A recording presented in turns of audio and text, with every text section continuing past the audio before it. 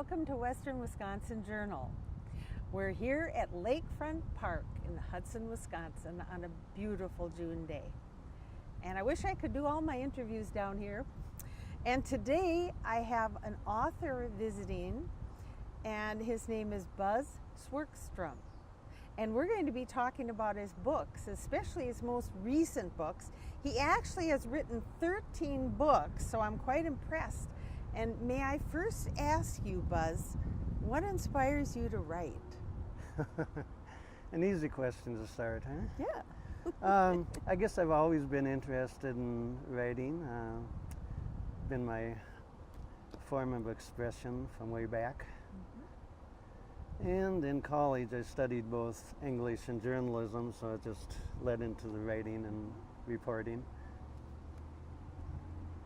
Well, that's interesting, and I think that's quite prolific to have that many books. Now, I'm holding your latest book, and this is the one I recently read, and it is St. Croix Stories. So how appropriate for us to be on the river. Writings about the St. Croix National Scenic Riverway, 1979 to 2010. So we're going to go back a little bit in history, aren't we? Yeah, that's a ways back. Yes, and first of all, how did you put the book together? I mean, you went way back to 1979. What happened in those years? Well, that was the year I wrote the first piece about the Riverway, I guess. So that was a starting point, and then I just looked through my files of the writings I've done over the years, and picked out most of the Riverway related stories I've done, and which is more than 80 in this book. Yes, my goodness. And during that time, I mean, I think the river was pretty pristine in those days. There wasn't so much going wrong with pollution and things, but there were so many groups that protect the river. Which ones do you think are really worthy of that? I mean, I know you belong to some of those groups. Well, no, I really don't, but you visited meetings. Yeah, there's been a lot of groups over the years, some with very similar names, and which has led to public confusion about them. But yes. Well, the top one, of course, is the National Park Service, which manages most of the Riverway. Where we're at is co-managed by the Minnesota and Wisconsin DNRs, of course. Oh, yes. The last 25 miles here. Yes. And in fact, we are in the lower section of the river. Is that what you call it? Well, yeah. The St. Croix National Scenic Riverway was a part of the original Wild and Scenic Rivers Act in 1968. Oh, yes. And then 4 years later, the lower riverway was added to the system. But now there's not as much of a distinction made between the two. Oh, really? So how far south could we actually go on this lower part? Well, all the way to the Mississippi at Prescott. Right, and that would be quite a change in the river. When it runs into the Mississippi, I've heard it has that muddy look. Yeah. And one time I was on a boat going down that way too, and I really saw the difference in the color. So that was interesting to me. And then as far north as where? Well, actually, the Riverway does not include the entire length of the St. Croix River, which I think would surprise a lot of people still. Is that right? The first 8 or 9 miles up in the Solon Springs, Wisconsin area is not included because, well, there's a couple of impoundments and flowages there, which really doesn't have a river character, I guess. But yes, you could describe that in this book. Yeah, in one of the pieces, I took a trip up there in 1990 with, he was a public relations man for the Carlson companies of the Twin Cities. Yes, I've heard of that. And he visited up there at his grandparents when he was young, at Upper St. Croix Lake by Solon Springs. Yes. And he wanted the source of the St. Croix noted on the official Riverway map. So he had a campaign going to get that included, which he did. He did get it included? Oh, interesting. But now, you said it wasn't really like a true river. So how did they ever determine that? It came out of the same body of water though, right? Well, yeah, there's Upper St. Croix Lake, what you could say is or is not a part of the St. Croix River. That's about 6 miles long, and then you could say the St. Croix River starts at the south end of that, or you could say it starts to the north of that Upper St. Croix Lake in a boggy area where there is thousands of springs. Yes. So And both the St. Croix and the Brule River start there. Oh, that's right, the Brule. And then eventually, doesn't it connect somehow with the Namakagon? Yes, well, the Namakagon is part of the St. Croix Riverway as well. That's 98 miles long, and they connect in Upper Brunette County. Yeah. Okay. And then I think about all those beautiful towns along the river, how fortunate they are. Yeah. I mean, I just love being in Hudson because I haven't lived here my whole life. It's been very impressive to me to be in a river town and enjoy this scenery almost every day. Yeah. But I also like going up north, like say St. Croix Falls, and they have some beautiful areas with the rocky cliffs. Yeah, at interstate parks. Yes, and the parks. And I think there's two major parks across from each other. Minnesota, Wisconsin is what I'm thinking about. Yeah, well, some consider it just one park, but... oh, I suppose you could. But they have different managers, of course, because they're in different states. Now, I was interested to read that they didn't actually, the Wisconsin people weren't really collaborating with the Minnesota people for a while. And they kind of did everything separate. With regard to Interstate Park, or no, I was thinking about the river itself and how they were talking about, what should be done and how to improve it and so on. Okay, I'm not sure exactly what you're referring to from the book. Yeah. Well, I read a few things in your book, and now I'm kind of talking about the environmental concerns. It could have been with the Minnesota-Wisconsin Boundary Area Commission when Wisconsin the Wisconsin legislature sort of pulled the plug on that, pulled the funding. Yes, I read that. And then, well, there was sort of an agreement that if one state didn't contribute money, the other state wouldn't. So that died in 2001, I think it was. Yes, I believe you document that quite well in here. Yeah, I was covered the last two meetings it had quite thoroughly. Yeah. Yes, you did. It's amazing that you had recorded so many of these meetings that you could actually write verbatim what was said. Yeah. And you mentioned the names of the people involved and all kinds of things. And I was interested to see that Walter Mondale was at the forefront of a lot of it. Mm-hmm. And also Gaylord Nelson. Oh, yeah. So I bet those two got along really well because they had those same goals. Yeah, they served in the Senate together for several years, and they were there at the time in 1968 when the Riverway was created. Yeah. Yes, and see, that's about 4 years after I came to town, so I'm sure it was in the news at that point. But now, when we talk about environmental concerns, could you just elaborate a little bit? What could go wrong with the river? What could happen to the river if something were to pollute it, or what has happened through the years? Well, I'm not an expert on this, but you've got it in your book. Yeah. Well, the big thing is with pollutants, phosphorus is the big concern. Oh, yes. They have this 2020 vision they created in maybe 10 years ago, something of that order, which has a goal of reducing phosphorus in the river by 20% by the year 2020. Oh, yes. So I'm not sure how that's coming along. So that certainly is current when you think how close we are now to 2020. Yeah, 10 years ago it seemed like quite a ways off, but it's just 3 years away now. So you might say we're kind of concerned about the runoff. Yeah. And is this from a power plant or from a farmer's fields? Well, I think agricultural runoff is the major Yes. concern. Yeah. Yes.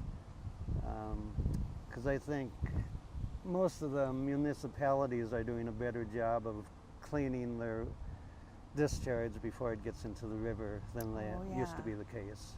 Yeah, so that probably is still somewhat of an issue then. I would say so, yes. Yeah.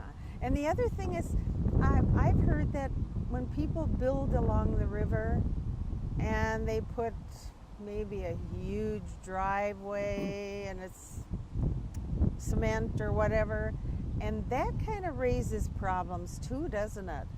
Yeah, well, any impervious material is going to add to the runoff, yeah, rather Right. than soak into the ground, yeah, And then filter it out. I was interested to read that there were some ways to combat that, such as planting of trees Yeah, or keeping the driveway shorter or whatever.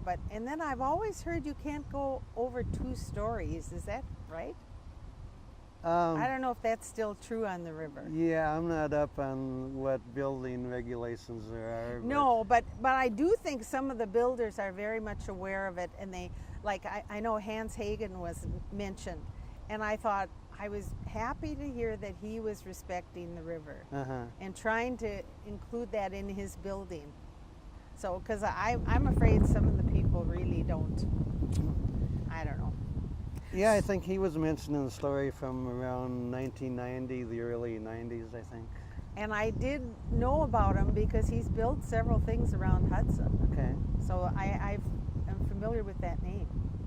So now, how are we going to get people in these river towns to cooperate with the best thing that could happen for the river, or making it the best it can be the years down the road? I mean, all the meetings you were recording, Yeah. I think most people are very positive about it. And you've tried to get groups together to talk. So have you been involved with that a little bit? Well, no, I guess I would say not, but You really haven't.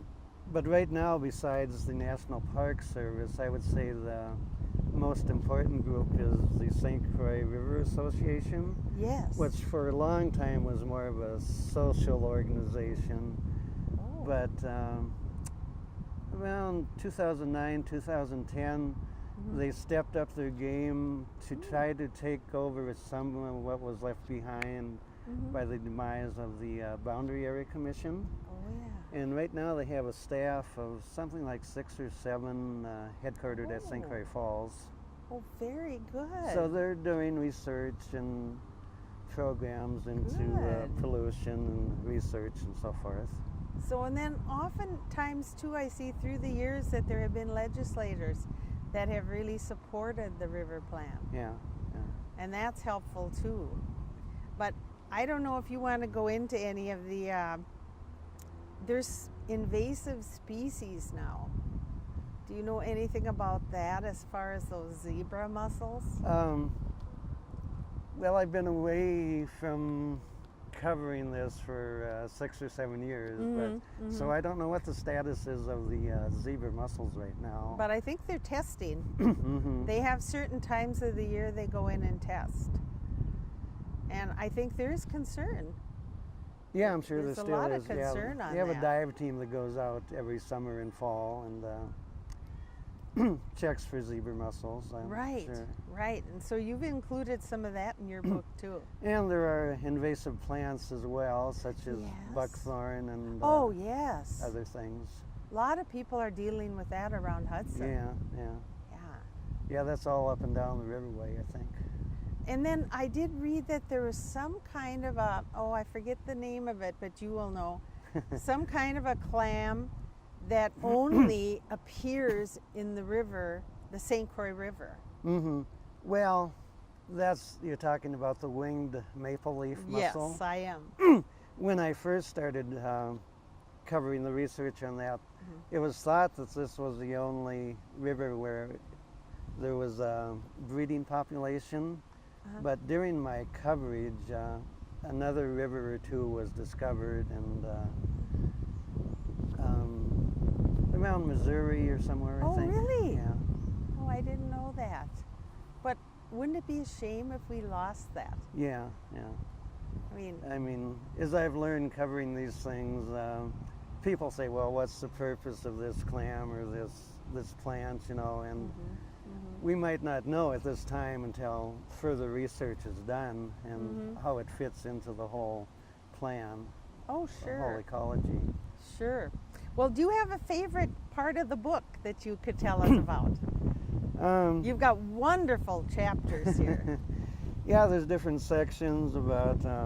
Point out some of those for us so we can make sure that we know what we're looking for when we're reading. Not sure how many sections. Reflections, river protection, recreation, riverway protectors, research, restrictions, and then ribbon of landscape, which is a broader look at the riverway and going out beyond the boundaries of the riverway itself.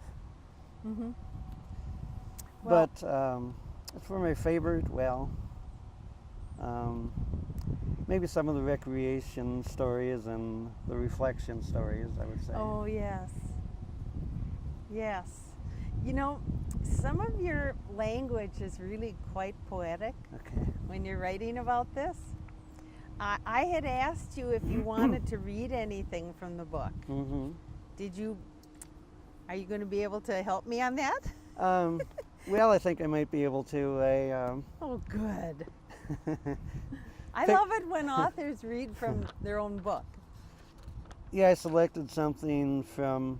Well, this was when the National Park Service commissioned a short film to be done about the Riverway roughly 10 years ago. I understand there is or will soon be a replacement for that, but Oh, yeah.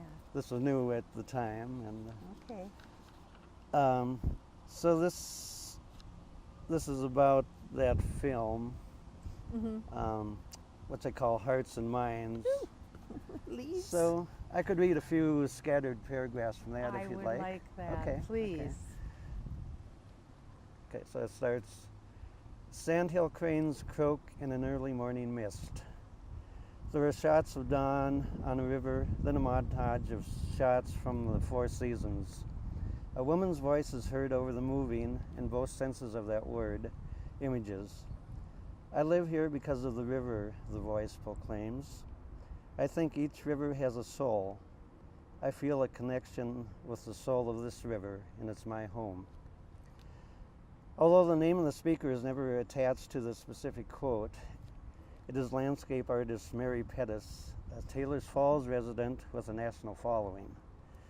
Hers is the first voice heard on the soundtrack of the St. Croix, A Northward's Journey, a new 18-minute film intended to introduce visitors and local residents to the beauty, history, wildlife, and significance of the St. Croix National Scenic Riverway, which will celebrate its 40th anniversary next year. Of course, it'll be 50 in 2018.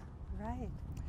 Following the film's first public showing at the Auditorium Theater in St. Croix Falls, Festival Theater Executive Director Danette Olson characterized it as a gorgeous film. The film has almost constant motion, either motion within a scene or camera motion that adds interest and liveliness to still life shots. There are advancing aerial shots of the rivers of the sort TV networks like to do to show viewers the layout of golf holes during golf tournament coverage. There are slow motion shots of great blue herons and bald eagles taking flight. There are clear as freshly washed glass shots of underwater life. There is speeded up rapid cloud movement over the river. There is nothing static about the film. It is highly kinetic. Echoing what Mary Pettis says at the beginning of the film, Riverway interpretive Major Dale Cox said at that first showing, he talked about the spiritual aspect as well. There's something about a river that can really get under your skin, he said. And the St. Croix has done that with me, and I think it's done that with a lot of people, That's, which I would agree with. That's beautiful. Yeah, Dale writes poetry as well, so he's. Yes, I did read that. But now I'm going to read you one of my favorite things that you wrote. Okay, that sounds good. Okay. Easter Island has its gigantic stone statues. England has Stonehenge. Burnett County has an elaborate stone stairway leading to nothing but surrounding forest.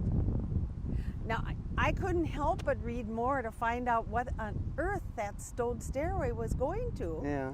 And of course, I would be really remiss if I didn't mention the pictures you got in here. Yeah, there's about 180 photos, all in black and white. Some were originally in color, but... And you took some of them? Almost all of them, yeah. You took almost all these pictures, Yeah. which are different views from all different angles. Yeah.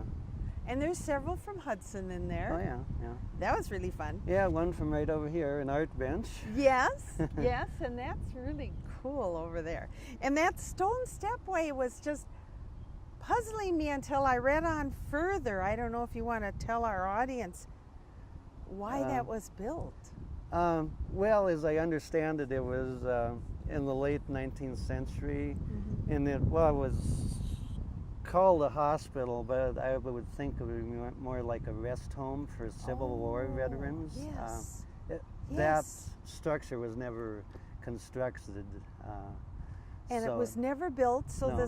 the steps lead really to nothing. Just up a hill, yeah. Just up a hill. They're still there. And the picture here shows how old it looks, how ancient it looks.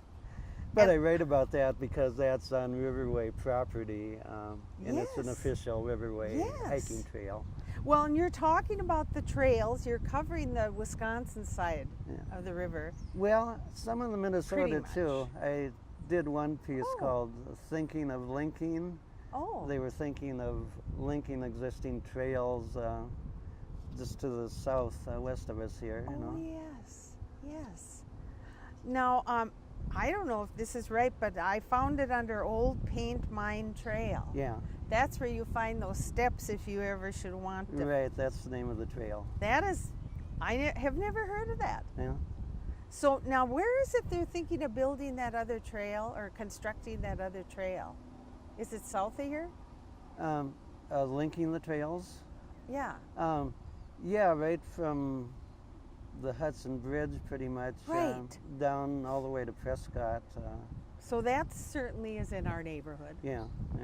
And do you think that would ever get done? I'm not sure how that's coming along. don't I think know. that was from maybe 2009, 2008, somewhere in there. Okay. That was agreed to that it might happen. That could be very interesting. So, just one more question about this book. Okay. Then I know you have another book you're going to tell us about.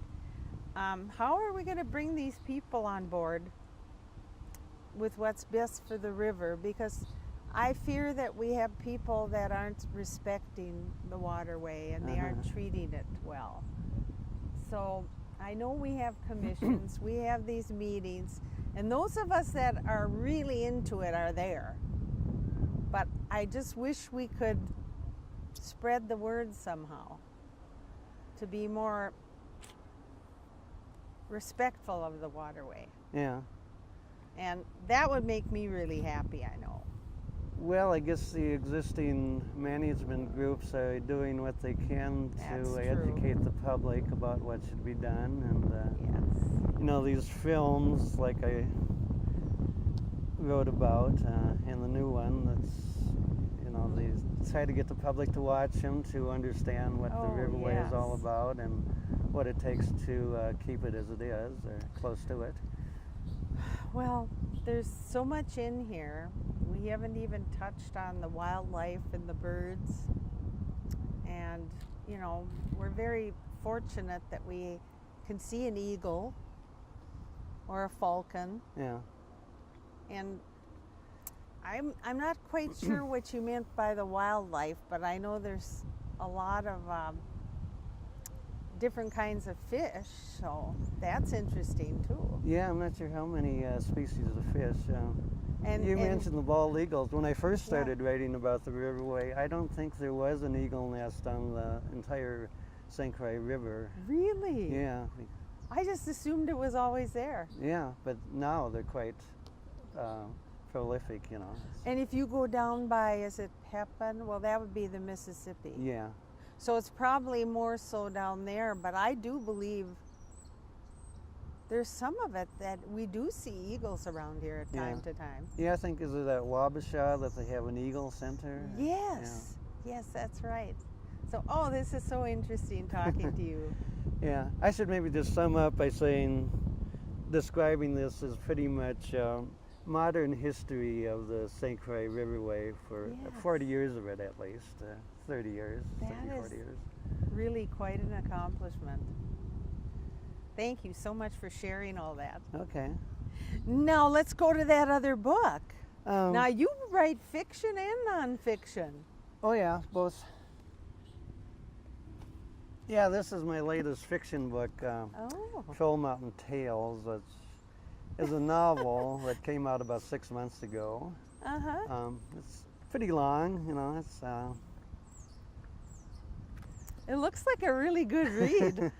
yeah, it's a bit unusual in that it incorporates more than 50 shorter tales into a longer overarching story. Okay. So it's And now the troll thing kind of interests me. uh-huh. Are you really telling about trolls? Yeah, it's trolls. They're at the center of it. In Oh. fact, the main story that runs through is told mainly from the trolls' point of view. Oh. There's a small tribe of trolls that live on a place that humans call Troll Mountain.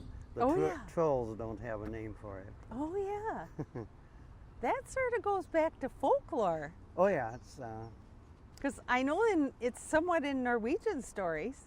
oh yeah, that's I've heard all- about that. all Scandinavian countries, yeah. Yes. Since I have a Scandinavian background, both Swedish and Norwegian, I thought Oh. maybe I have more right to write about the trolls than other people might, you know.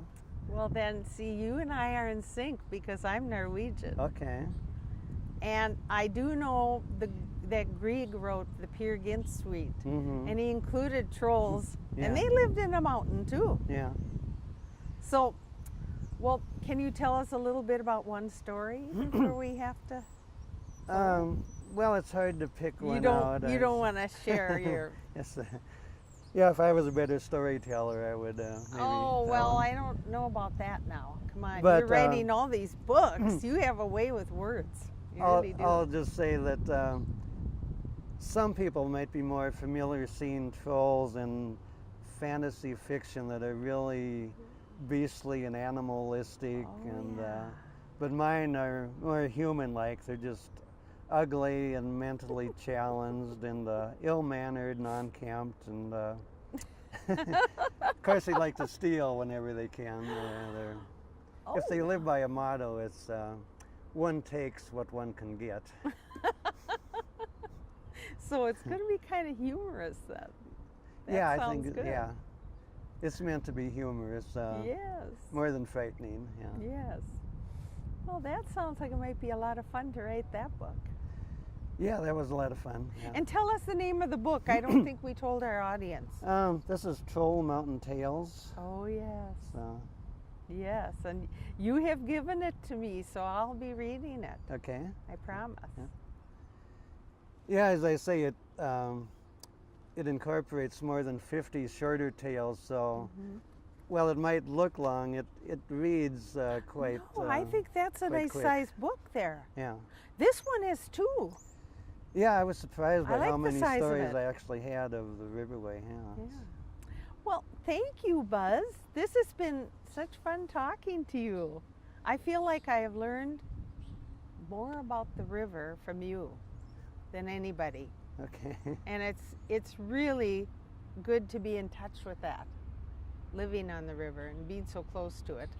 And I'm inspired to read about the trolls. Okay.